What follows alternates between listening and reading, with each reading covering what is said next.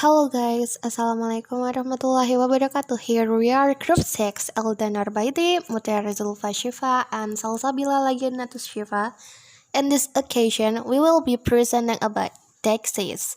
So, let's get started. Now, the contents of material are we will study about what is Dexys, anaphora, shifts in way of referring, and referential ambiguity.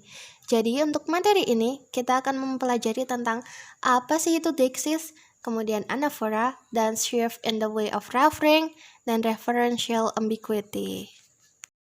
For the first material about what is Dexys, according to Swanti Purwo and Parker, Dexys is also part of linguistics, which is part of pragmatics, which has a relationship with words or sentences that change due to the situation or context of the sentence.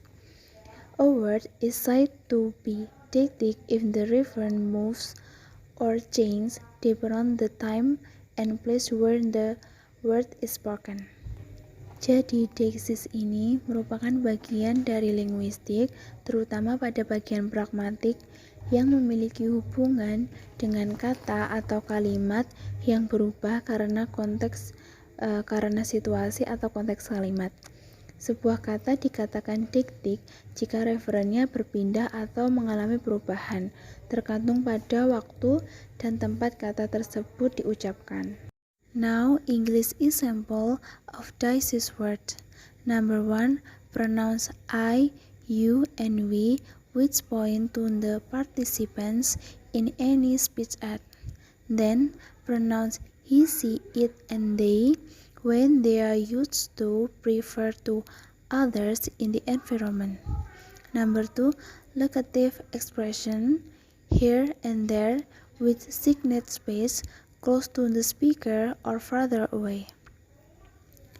Then locative expression this, and that, those, which respectively indicate entities close to or removed from the speaker.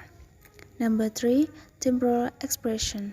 For example, now, then, yesterday, today, tomorrow, last week, next month, and so on.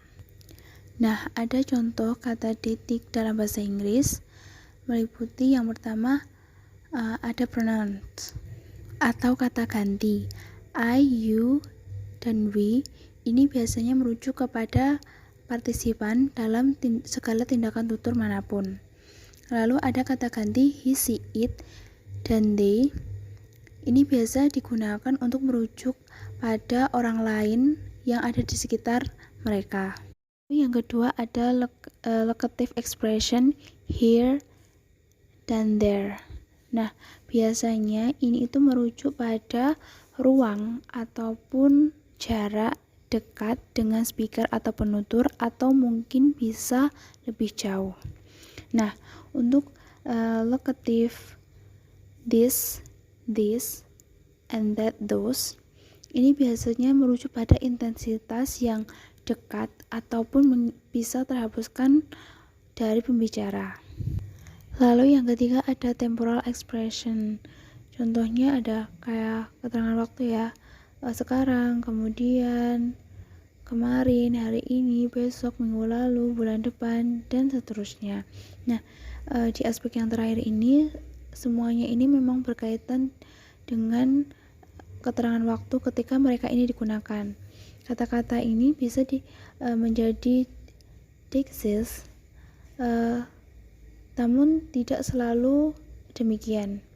Jadi ada kata-kata ini bisa dikatakan sebagai deiksis, ada yang tidak. Contohnya kayak penggunaan atau kata ini merujuk kepada bahwa kata ini itu termasuk deiksis. Contohnya, we cannot go today, but tomorrow is better. Kayak gitu. Jadi kita tidak bisa pergi hari ini, tetapi besok mungkin lebih baik kayak gitu. Nah, kan ini tadi kan merujuk ke keterangan waktu. Nah, dan contoh-contohnya itu relatif berkaitan dengan waktu. Yang selanjutnya adalah classification of deiksis words. Nomor 1, personal deixis. Personal deixis concern the encoding of the participant in the speech event in which the utterance in question is delivered. The category of personal divided into three. The category at first person is the grammatically of the speaker's reference himself. Second person, the encoding of the speaker's reference to one or more address. Third person, encode of reference to person and entities that are neither speakers nor address of the utterance in question. Example, she wants to get the best score in the final exam. And he burned himself. Dan yang kedua adalah time deixis. Time deixis make ultimate reference to participant role, so it is important to distinguish the moment of utterance from the moment of reception. Example, tomorrow is Sunday. I saw him last week. Deixis personal berhubungan dengan pemahaman mengenai peserta pertuturan dalam situasi pertuturan di mana tuturan tersebut dibuat. Kategori dari personal deixis dibagi ke dalam 3 bagian. Dan yang pertama adalah tata bahasa dari referensi pembicara sendiri. Yang kedua adalah pemahaman pada referensi pembicara pada satu atau lebih tujuan. Dan yang ketiga adalah referensi untuk orang dan entitas penutur dan petutur dari ucapan tersebut dalam pertanyaan. Deixis waktu disebut juga deixis temporal. Time deixis membuat referensi utama untuk peran partisipan, jadi penting untuk membedakan momen ujaran dari momen resepsi. Sumber daya bahasa ini adalah kata sifat waktu, dalam baris, kemarin, sekarang, besok, dan kata kerja tenses. Kata kerja terkadang juga memiliki fungsi lain selain mengacu pada waktu tertentu. Yang ketiga adalah place deixis. Place deixis concern the encoding of spatial location relative to the location of the participant in the speech. Example, there you go. Yang keempat adalah social deixis. Social deixis is expressing or showing difference in social characteristic between the speaker and the interlocutor or the writer and the speaker with the topic or reference referred to in the conversation. Yang kelima adalah discourse deixis. Discourse deixis refers to such matters. The use of this the point to future discourse element. According to Levinson, discourse deixis concern the use of expression within some utterance to refer to some portion of the discourse content the utterance, including the use of the utterance itself.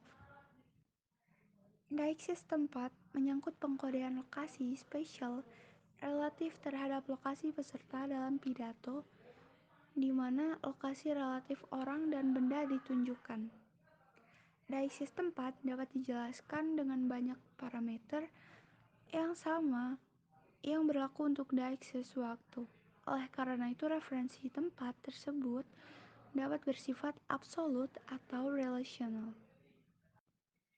Deixis sosial adalah mengungkapkan atau menunjukkan perbedaan karakteristik sosial antara pembicara dan lawan bicara atau penulis dan pembicara dengan topik atau referensi yang dirujuk pada percakapan. Contoh dalam deixis sosial misalnya penggunaan kata mati, wafat, meninggal, mangkat untuk menyatakan keadaan meninggal dunia.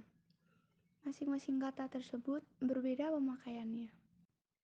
Deixis wacana adalah rujukan kepada bagian-bagian tertentu dalam wacana yang telah diberikan atau yang sedang dikembangkan.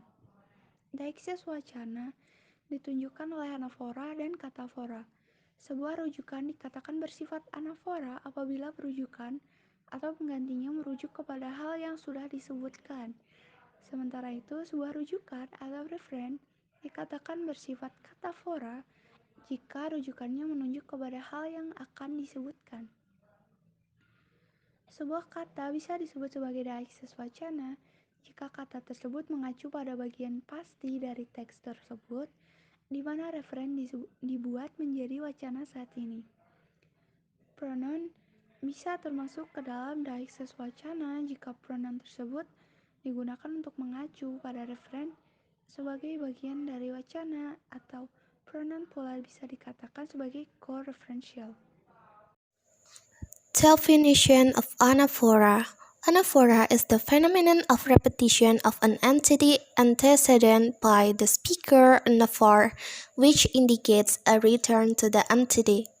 The antecedent itself, according Kamus Bahasa Indonesia, is information or previous elements in memory or context indicated by an expression in a clause or sentence. Example, Sherlock Holmes dan Dr. Watson adalah partner yang kompak.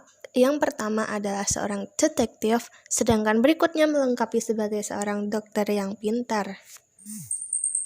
Jadi sekarang apa sih itu anaphora? Anaphora adalah fenomena pengulangan suatu entitas antecedent oleh penutur anaphor yang menunjukkan kembalinya entitas tersebut. Nah, antecedent itu apa sih? Antecedent itu menurut Kamus Bahasa Besar Indonesia adalah suatu informasi atau unsur-unsur sebelumnya dalam ingatan atau konteks yang ditunjukkan oleh suatu ungkapan dalam suatu klausa atau kalimat. Nah, kalau bingung contohnya itu seperti ini. Sherlock Holmes dan Dr. Watson adalah partner yang kompak. Gimana dibilang kompak sih? Yang pertama adalah seorang detektif, sedangkan berikutnya melengkapinya sebagai seorang dokter yang pintar. Shift in way of referring. There was a strange painting on the wall. I wondered why the painting it had come from. Here, the first referring expression is indefinite but specific. In the next sentence, the co-referential expression is definite. In the first, referring expression is indefinite and not specific. A following co-referential expression may be definite or indefinite.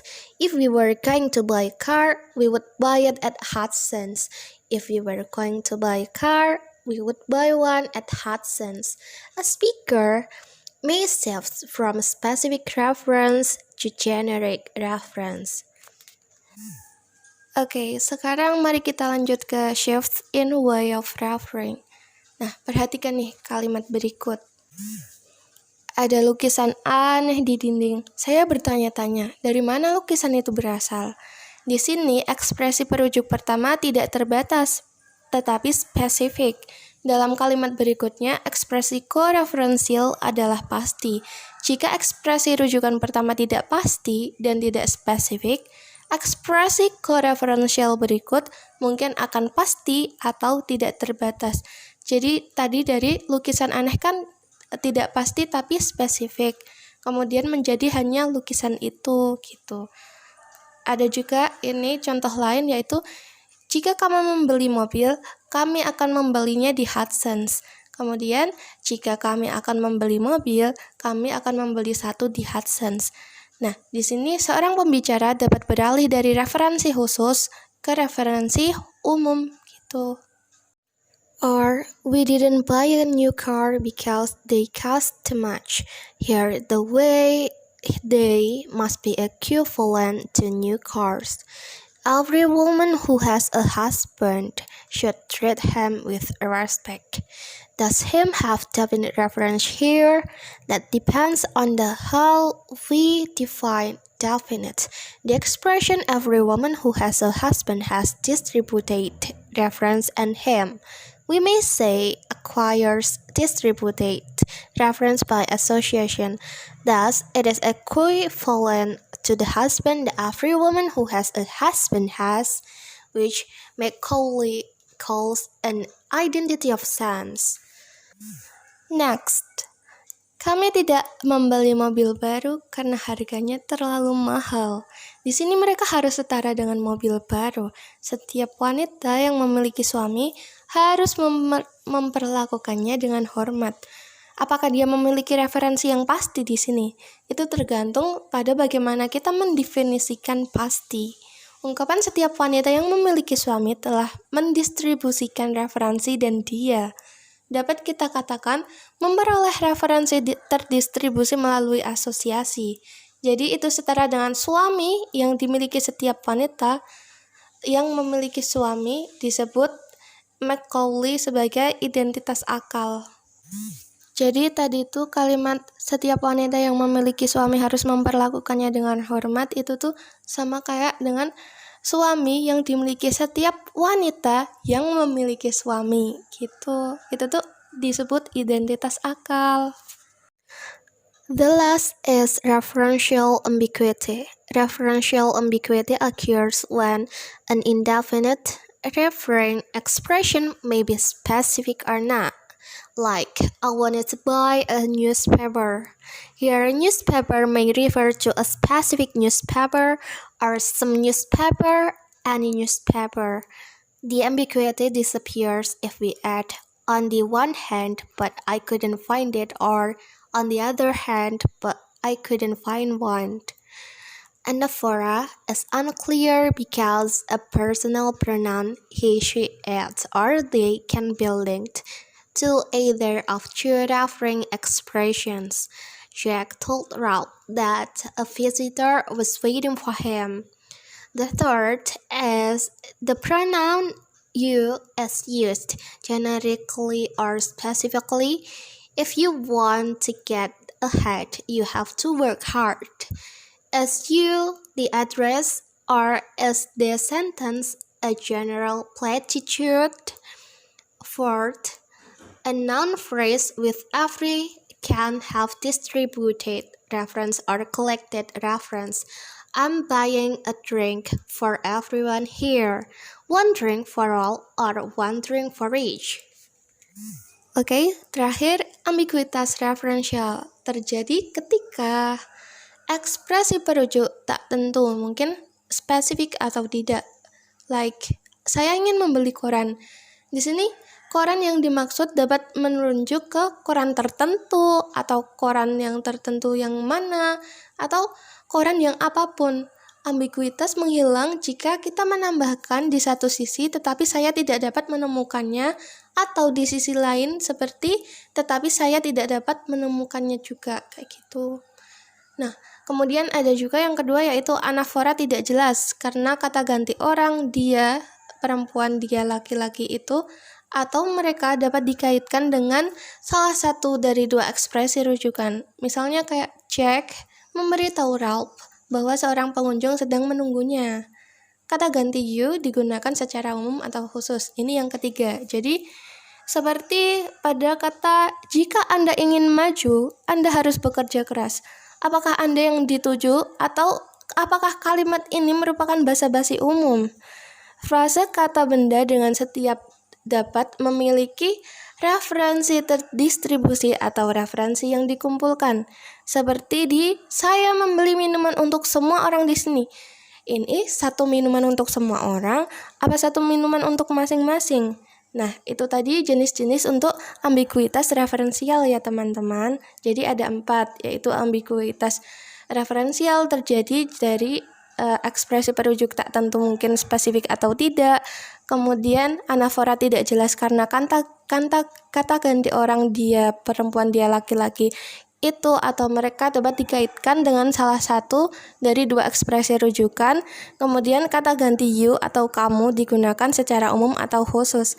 Kemudian frase kata benda dengan setiap every dapat memiliki referensi terdistribusi atau referensi yang dikumpulkan seperti itu. So, this is the end of our presentation. Thank you for your attention. Thank you for your time and watching this video. Wassalamualaikum warahmatullahi wabarakatuh. See ya everyone.